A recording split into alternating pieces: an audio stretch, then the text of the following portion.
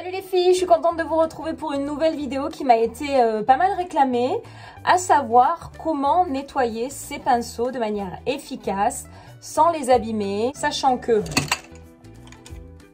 j'ai pas mal de pinceaux, donc j'ai pu expérimenter plein de techniques, j'ai pu voir ce qui marchait et ce qui foirait. Je vous donne tous mes trucs et astuces qui marchent bien, de manière à ce que vos pinceaux soient bien lavés, de manière à ce que ça ne les abîme pas, quels produits utiliser, la technique, comment les faire sécher. Il y a vraiment des steps à comprendre et à savoir. Un pinceau, c'est pas juste je le savonne, je le fais sécher. Il va perdre sa forme, il va perdre sa qualité, il va perdre sa douceur, il va perdre ses poils. Il faut vraiment en prendre soin. Surtout que, je ne sais pas vous, mais si vous vous adressez un petit peu à des pinceaux de marque, franchement, ça coûte un bras et ça serait dommage de les perdre.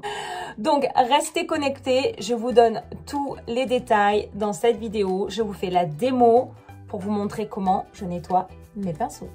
Nous y voilà. Les filles, voilà comment je nettoie mes pinceaux.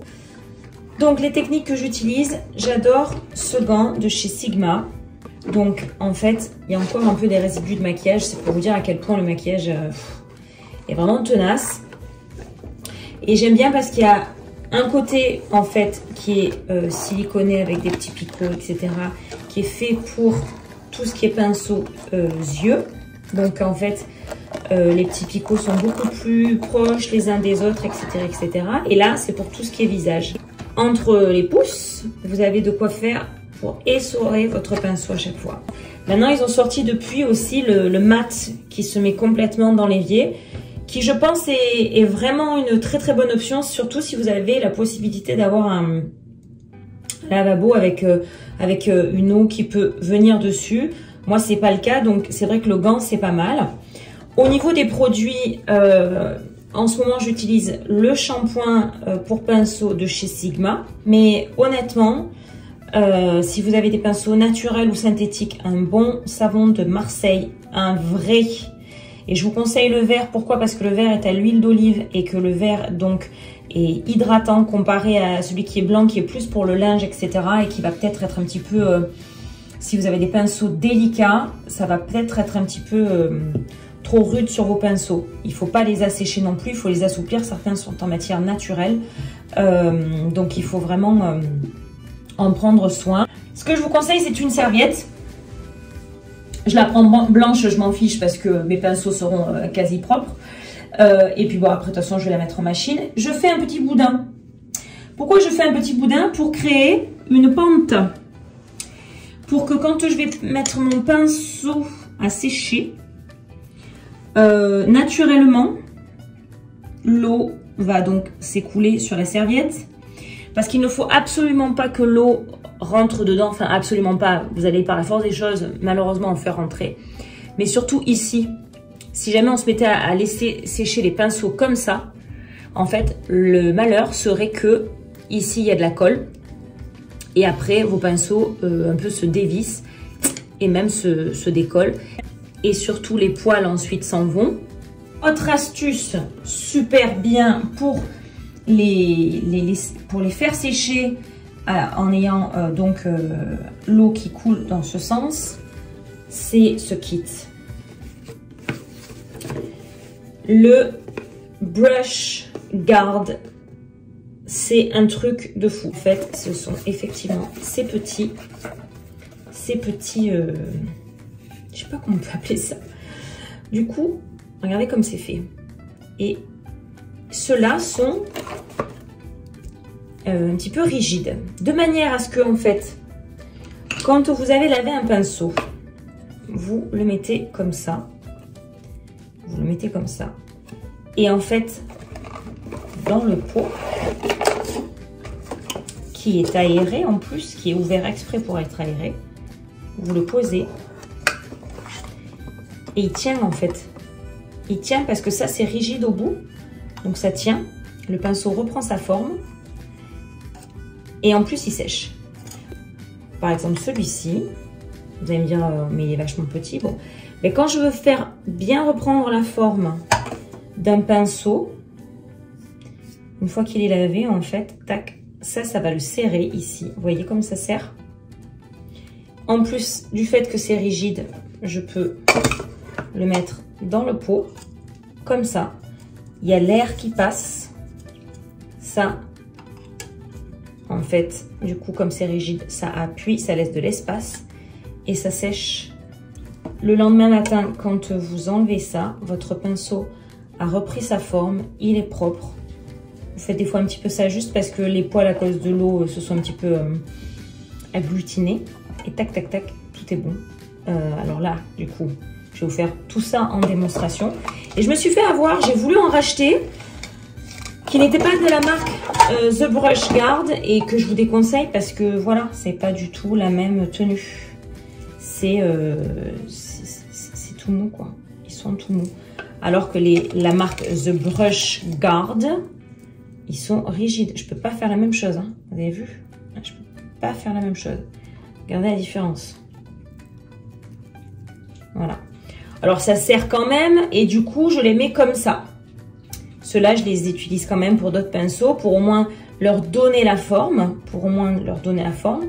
Et après je mets mon pinceau comme ça pour que l'eau s'écoule, pour que l'eau ne rentre pas donc à l'intérieur. Et que il sèche en prenant bien la forme. Parce que c'est ça qu'on veut. On veut pas que le pinceau, une fois qu'on l'a lavé, il devienne comme ça. Et en plus, ce pot, bon, moi, je m'en sers pas parce qu'il n'est pas assez puissant à mon goût. Au fond, on ne voit pas, mais il y a des petits picots. Il faut mettre le savon, un peu d'eau chaude, tournicoton. Et vous lavez vos pinceaux, vous rincez, vous mettez votre brush guard, tac, vous mettez à sécher. Voilà. Donc là, en fait, il touche pas le fond, il s'aplatit pas, il reste à l'air puisque ça laisse respirer. Là, il sèche puisque là, il y a des trous pour sécher. Le lendemain matin, quand tout est sec, des fois, selon où vous habitez, il faut 1 jour et demi pour que vos pinceaux sèchent. Hein.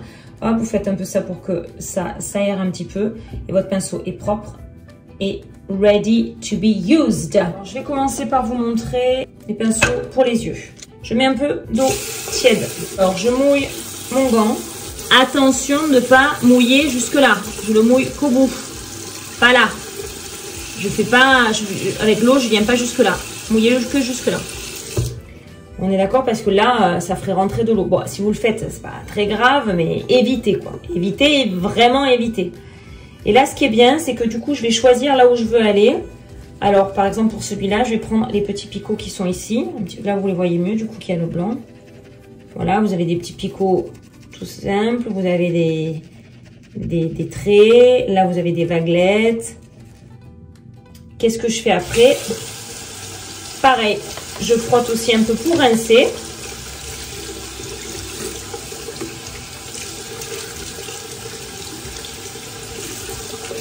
Et hop, ça, c'est pour essorer. Je vais mettre un petit brush guard pour que le pinceau reprenne sa forme. Je fais comme ça. Alors, soit je le mets dans le pot. Si vous avez que quelques pinceaux, c'est idéal. Le pot vous suffira. Et si vous avez, comme moi, 320 000 pinceaux, je vous conseille de faire un petit boudin, comme je vous ai dit, avec votre serviette. Et vous le posez comme ça. Je vais continuer, je vais vous montrer un pinceau du visage. Exemple, pinceau du visage, que j'utilise le plus souvent, quasiment tout le temps, à 99% du temps. J'utilise celui-là de chez Morphe, le M439. J'humidifie toujours un petit peu mon gant. Je mets du savon. Mais là, malheureusement, je sais que le savon, il n'est pas assez efficace. Alors, je le fais sur les ronds ici. Je le fais sur les stries ici. Même ici un peu. Mais je termine toujours par du savon de Marseille. Parce que le savon de Marseille, comme je vous dis, au moins, c'est dégraissant. Regardez comme ça marche bien le savon de Marseille, en fait. Sans avoir de picot ou quoi que ce soit, c'est le top. Et je suis obligée de le faire plusieurs fois parce que malheureusement,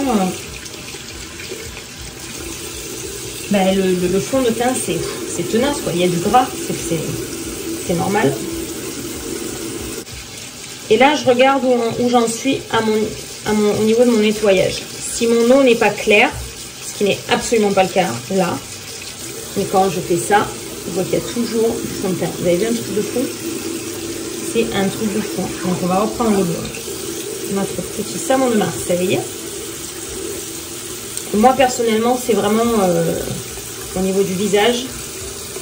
Les 3-4 pinceaux avec lesquels je mets l'anti-cerne, le fond de teint.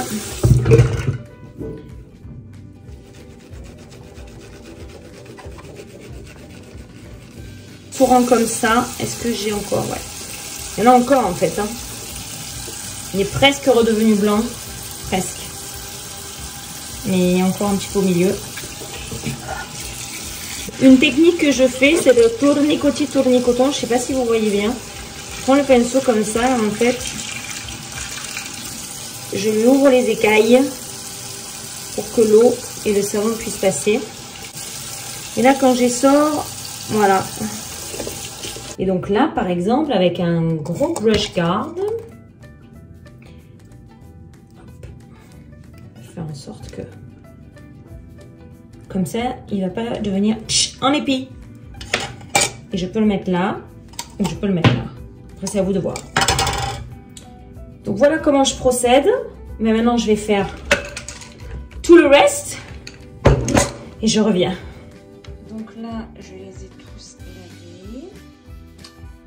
Et je vais soit les placer dans mon petit brush guard, soit les poser comme ça, les laisser poser sur la serviette pour qu'ils s'égouttent, pour qu'ils sèchent. Parce que je n'ai pas autant de brush guard que ce que j'ai de pinceau.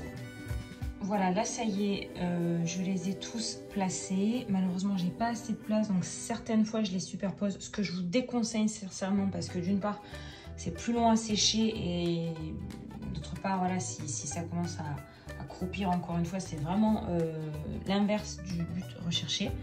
Donc j'en ai quelques-uns dans les pots, mais j'en ai tellement en fait qu'il faudrait que j'ai une plus grosse serviette. Laissez-les sécher dans une pièce ventilée, aérée, carrément même avec une fenêtre ouverte, c'est l'idéal. Parce que ça va prendre du temps, parce que moi, bon, là j'en ai beaucoup, du coup ils sont entassés. Même si j'essaie vraiment soit de les mettre en quinconce, soit de les séparer. Certains ont voilà, des petits comme ça.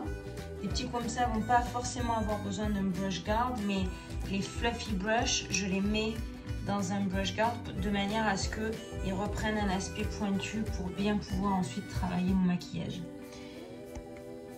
Et ben voilà mes chéris, vous avez tout vu, donc surtout n'hésitez pas à utiliser les bons produits, un bon savon de Marseille, rien de tel. Voilà, moi je vous ai donné ce qui marchait pour moi, j'espère que ça vous donnera des idées, des orientations et surtout utilisez vraiment cette technique au niveau du lavage et du séchage pour retrouver votre pinceau comme neuf. J'espère que ça vous aura aidé, que ça vous aiguillera, que ça vous donnera des pistes. Je vous fais à toutes et à tous de très très gros bisous. Je vous embrasse très fort et je vous dis à très vite pour de nouvelles vidéos. Mouah, bisous mes amours. Ciao ciao.